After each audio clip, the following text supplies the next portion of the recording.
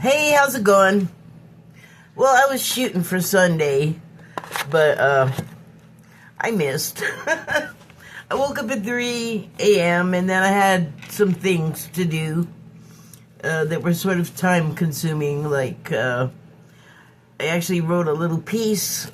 Well, it's a regular size. It's a regular size piece for me, but I just did it right before I started here. It was brewing in my mind. In fact, the reason why I ended up getting up at 3 is because I went to sit down to meditate for a little while, and then I got cold and put a blanket on me and forget it. That was it. I was out. Where is... Okay. So, I have some cards, but I want to read this piece because, well, let me read it and I'll just tell you. So the title is Starvin' and Maxin'. Some of us are obsessed with our image. Our appearance isn't good enough. It doesn't help that others of us can't wait to reinforce this. We all have our opinions and suggestions, tactfully made on occasion, but usually not, because we don't offer these often to lift up. Oh, excuse me just a second. We don't offer these often to lift up. We don't offer these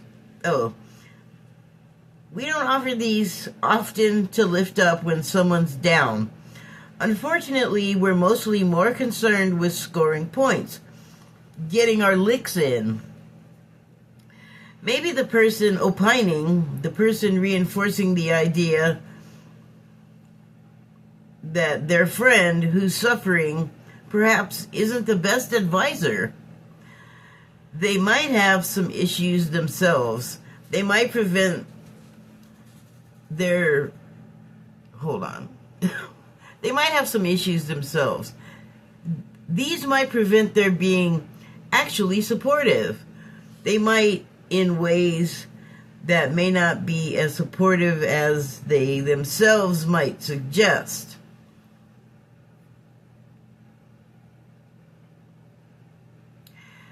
Okay. There are lots of pressures bearing down upon us. Social pressures that have a tendency to move us in directions inexorably we may not want to go, but sweep us up regardlessly. I don't remember writing that. But yeah, whether we like it or not, might get swept up in social conventions, anyway. Trends tend to sweep all but the most deeply grounded away to places we don't necessarily want to go, away from our own healthy self-regard. We allow other people to sway our opinion about it. We second-guess ourselves when our desire to fit in, be accepted, becomes somehow more accepted than our opinion of ourselves, because another person or people can persuade us away from a relatively healthy self-opinion. When it's we who know ourselves should love and be the biggest supporter of ourselves. We know us best, yet still in some situations we will be swayed from this by others, often strangers who don't know us and who, based upon first impressions, and who knows what kind of motivation drives them to do so, will be a subversive enemy, using various techniques and their own psychological pathologies to put us down when we enter into new friend groups. or peers. Oh, wait. Where's punctuation here?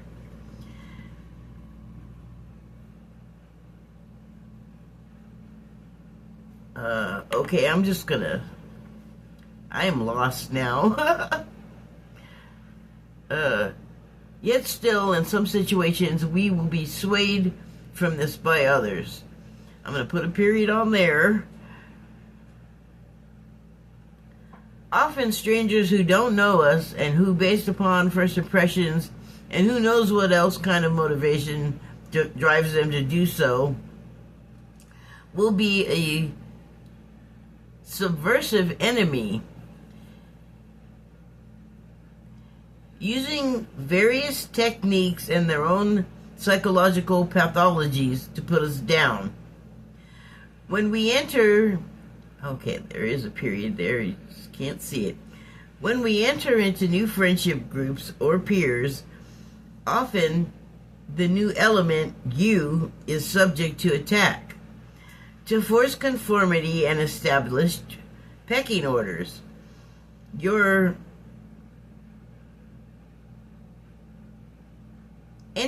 entree is made into hazing. Your entree is made into hazing. All powered by insecurities of group dynamics and personalities that have their own self-image issues and so constantly put others down. I'm talking about two alarming trends that have been around forever, but they are new incarnations of self-image tinkering minus the healthy aspects. They keep us sane. The obsession with weight loss has been there my whole life, and I have learned that as difficult as it is to maintain personally, I had a moment when it looked good because I know I want weight control to be as easy as it is to enjoy feeding on the very things that made me this way, heavy and overweight. It would be so nice if medication could swoop on in and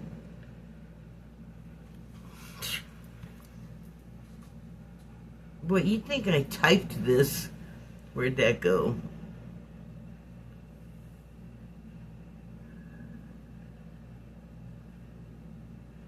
Come on now. Swoop on in and remove the problem. The way... Oh, yeah. It would be great if medication could just swoop on in and remove the problem, the weight. Only weight alone isn't the whole... Weight alone is not the whole problem. On top of liking sweets or bad treats, for me, there's an improperly addressed psych component. I even know what it is and the precise moment when it began. That is seemingly never discussed, and that's a problem. Like, we worry so much about like what we look and what people think. And I'm talking about like everyone involved, the person being looked upon that's overweight, the other people looking at them and having not necessarily the nicest things to say. Everybody's got stuff going on, you know, like psychologically.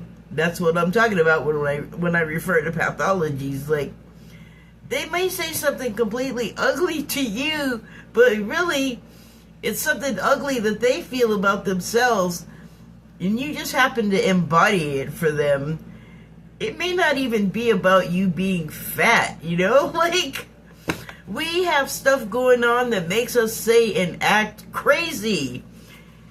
And none of us all have the whole picture. Okay, where was I?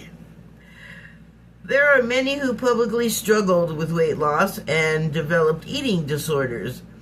We develop those at the root of our weight loss issues, and the fat comes as a result. We tend to focus only on how it looks and not why, and I think it's why losses don't stick. Just because the bulk is gone, we expect the bulk of the problems to go too. But that's not how this works. That's not how the medicine works even. You know, I'm just going to interrupt myself here. And I want to talk about like weight loss surgeries, like the sleeve or even more extreme ones of those. And those, they encourage you to go through some psych stuff, like some therapy, before you make this extreme change to your life. Because generally, if you're overweight, then you have a control issue with how much to eat and how often. And the issue is that the controls are not there. You just do it whenever you want, whether you are hungry, whether you're full. I mean, like I said, there's a psych component to these things.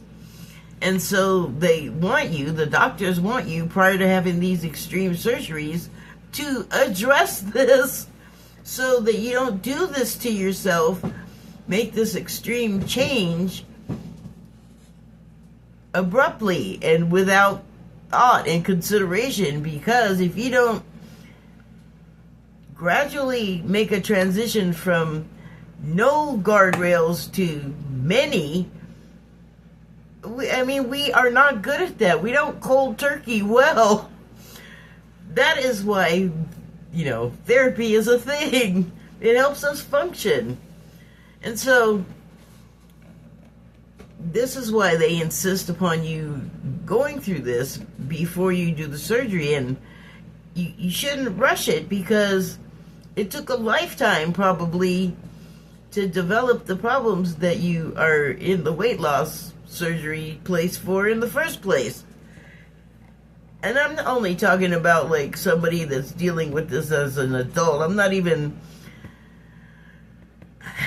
There's children that also suffer from these problems, and that's a whole other world of psych stuff to deal with. But anyway, I'm going to stick to me and adults.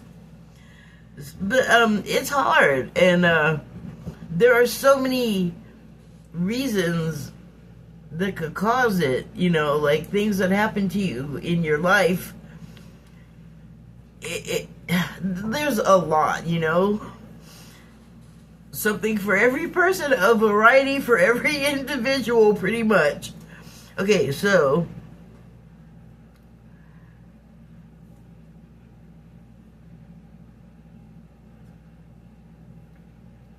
I'm looking for where I left off. Give me a second. Oh, okay, that's not the right page. So the last thing I think I read was, just because the bulk is gone because of the drug, we expect the bulk of the problems to go too, but that's not how it works. It's, in my opinion, a self-esteem problem, and if it's not addressed, you still have the problem no matter how you look, good or not. That's me speaking on my own experience. The GLP-1, the current hot weight loss fad, which I assumed I would immediately be eligible for, was denied me. Because while I'm overweight, I don't have diabetes. So I can't have the drug to help heal the diabetes preventively until I get the actual diabetes. Okay, United Health don't care. I sought purchase options and they were just not an option. They weren't an option. That stuff's expensive. A year later, I'm finding ways to improve my situation without meds, and this is like a lifetime thing too. But the food noise is persistent and loud, so it's a battle. Still, the best defense I have is free, and I'm not letting it go unnoticed. I have to, over and over, come to terms with my unacceptable look and learn to love it. And so, I don't know if you caught that, but, I'll be in a place sometimes where I can just accept fine with no caveats, I can accept it because blah, like I can just be okay with me how I am, and that's, I feel like, the first step on the road to like a healthy mindset. You start at the root, I feel like. So yeah, it's a battle. So still, the best defense I have is free, and I'm not letting it go unnoticed. I have to, over and over, come to terms with my unacceptable look. And, like, even that, like, I need to, like, edit that in my thoughts because it's not unacceptable. Like, who cares what everybody else thinks? That's what damages you, I feel like. I swear to God, I hate to admit this, but I'm gonna. On Blue Sky, I, woke up in the morning, and when I picked up the phone and looked at it, I saw that I had 2 follows, and so what I always do is go look at the person's account and see, well, do I want to follow this person back? Do I want to block them? Do I want to ignore it? And so I went ahead and followed the first one. There were 2, and then the second one disappeared, and that usually means that they changed their mind about following me. And I had a mini spiral. I was like, what? Why? Why did you leave me? What did I do? And then I was like, stop it. Snap out of it, Just kind of had to slap myself around like, it's Blue Sky. It's somebody you don't know. You have nothing invested in that person. What are you doing? So, more constant course correcting, it's a lot. It's already a lot. And then you have this other thing. Moving on. Reinforcing my resolve. The consequences of this drug shortened. Wait, what the heck?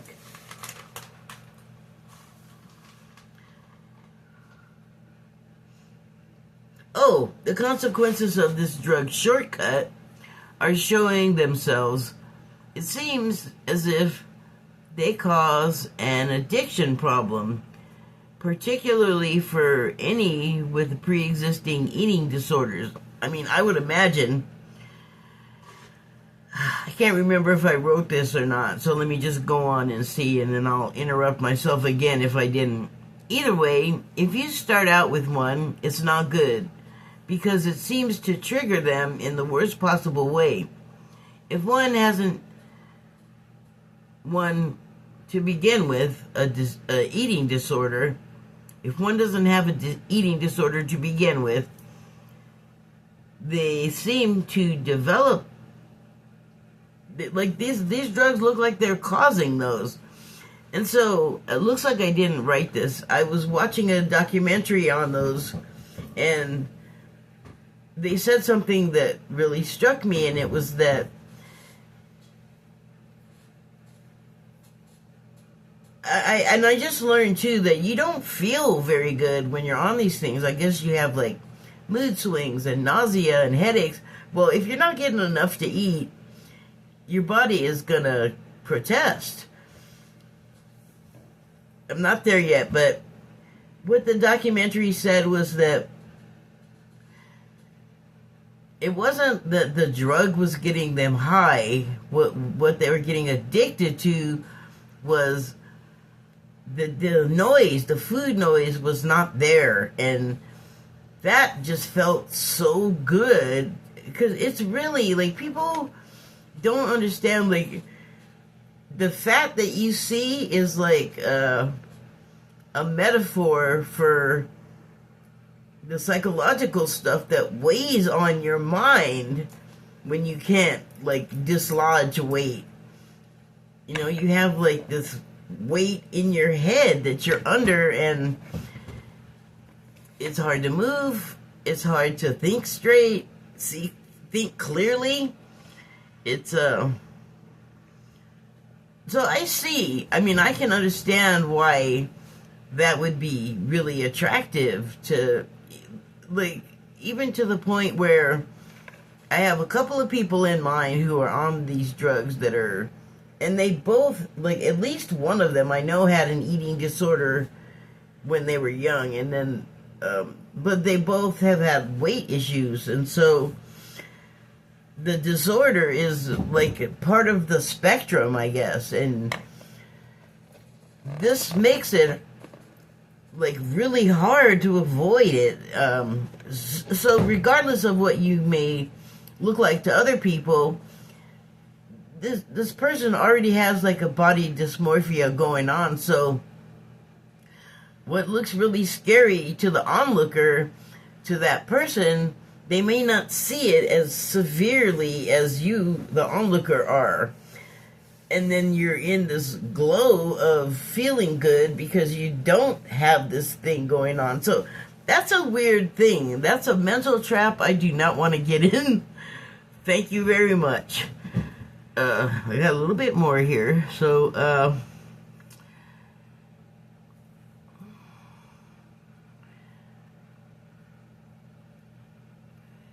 if you don't, either way, if you start out with an eating disorder, it's not good because it seems to trigger them in the worst possible way. If one hasn't one to begin with, they seem to develop. I noticed that the silencing of the food noise itself has shown itself to be very addictive. I guess I did talk to it. It's hard to disentangle from as the food trap alone that got us fat in the first place. I feel like I dodged a bullet by not actually being eligible to take that drug. It seems like, struggling out of it minus the medication might be the better way to go, personally. Switching gears, there's a parallel obsession that has also been around for a while that's finally percolated its way across my attention, and it's looks maxing. Very similar with the obsession to look thin, it's the obsession with appearance, which can also be altered by healthy self-care. Diet and exercise.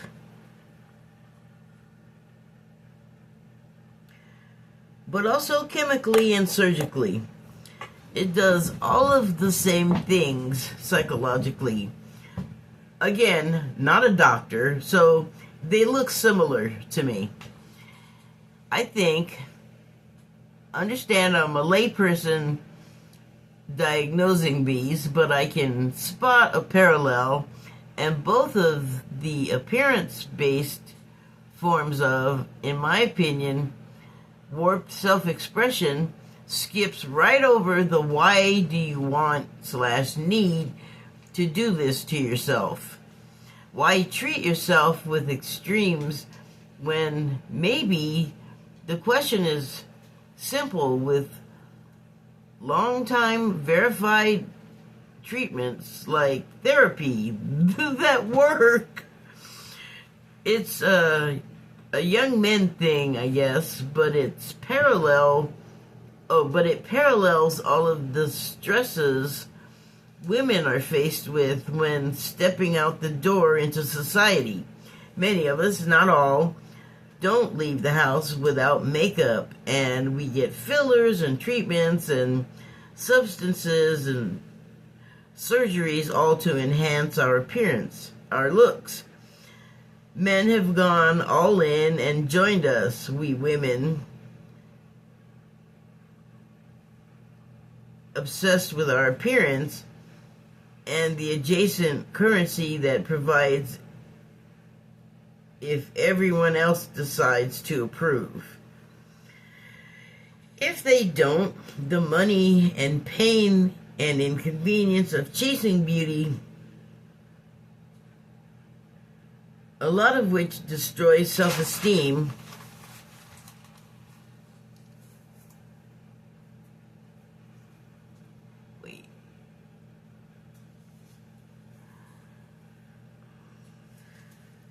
hold on, I'm lost again.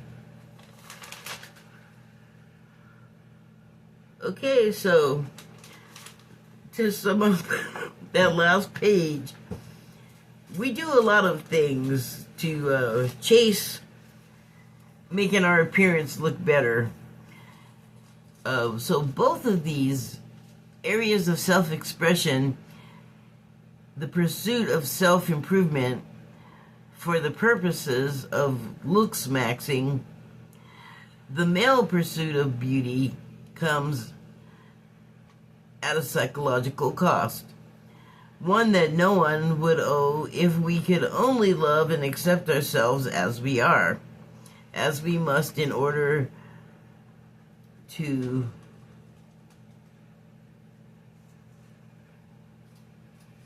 what the heck?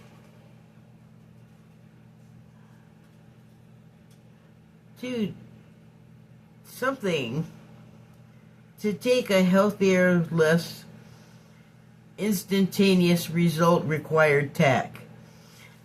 Wow. I can't believe that is the word that it is, because I did not write it that way. I don't know what language I wrote it in. So yeah, that is a terribly constructed sentence, but let me try that again. We pursue the looks maxing, male and female basically, at a psychological cost. One that we would, one we would not owe if we could only love and accept ourselves as we are, as we must, in order to take a healthier, less instantaneous result required tack. I noticed in a video on the subject from 2 years ago, I'll link that,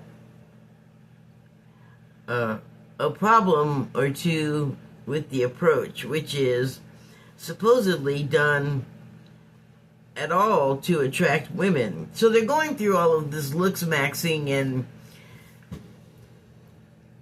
you can look at the video. They're doing some things that are, I don't know, the male approach. I wouldn't, but what do I know? I'm not a man. I'm sorry. I lost my place. Oh yeah, so yeah, it's like with the drug, you kind of want to skip past the psychological part. Like, the shadow work sounds hard, and it is, but oh my gosh, you can do it. You've been through worse. Oh my goodness. Anyway, so the end of that terrible sentence was, it's probably better for us to go the healthier route without the drugs and the surgeries and the recoveries and the botching that happens. Like, it doesn't always go the way you expect it to, and then your track to looks maxing is really messed up. And then if you don't do that, you kind of don't have those issues, is what I'm saying. It's just a suggestion. I know none of this is easy, okay? I mean, I still have the weight. I can relate. But I just feel like there are problems you can avoid. There are roads that are going to take you down some paths, and you could, like, you don't have to, but maybe you need to. That might be your literal path. So let me see if I can find my place. Oh,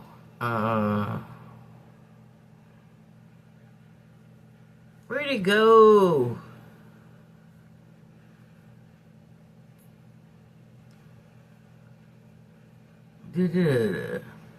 Alright, I'll start again. I noticed in a video on the subject from 2 years ago, I'll link it, a problem or two with the approach, which is supposedly done it all to attract women.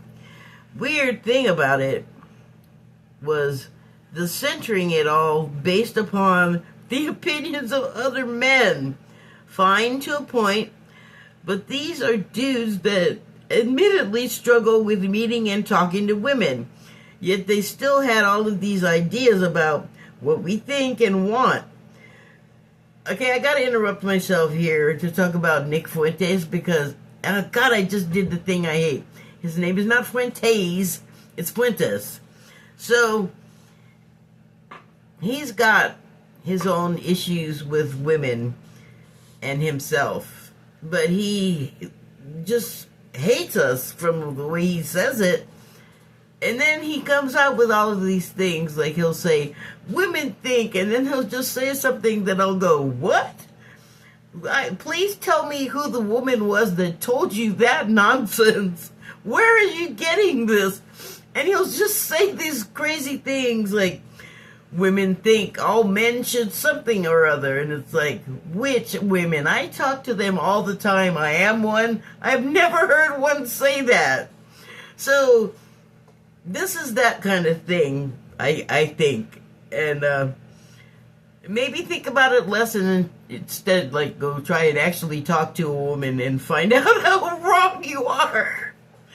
Okay, so yeah, they have all these ideas about what we think and want, all without actually interacting with any, and also often expressing both a hatred of women while making these same distant women, blaming these same distant women that they're not talking to for their inability to talk to one. Like it's the women's fault that they can't get it together to talk to a woman. And we're like, you're who now?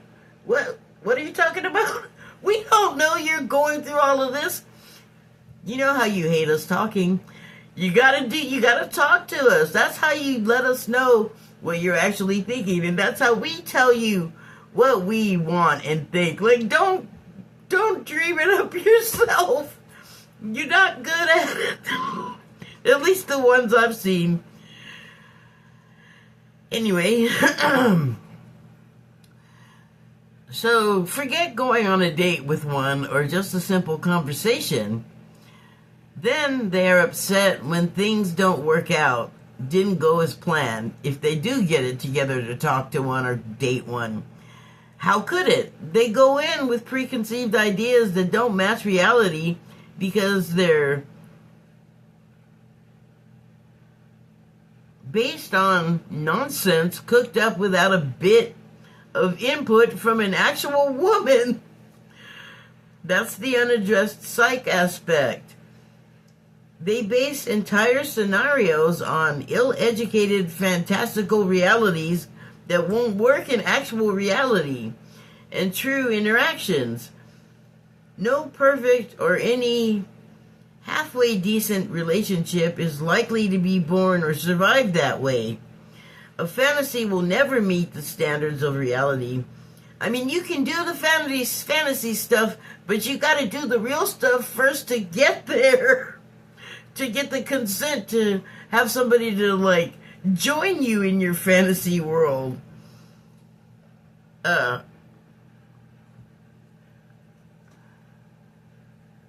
A fantasy will never meet the standards of reality, especially if the nature of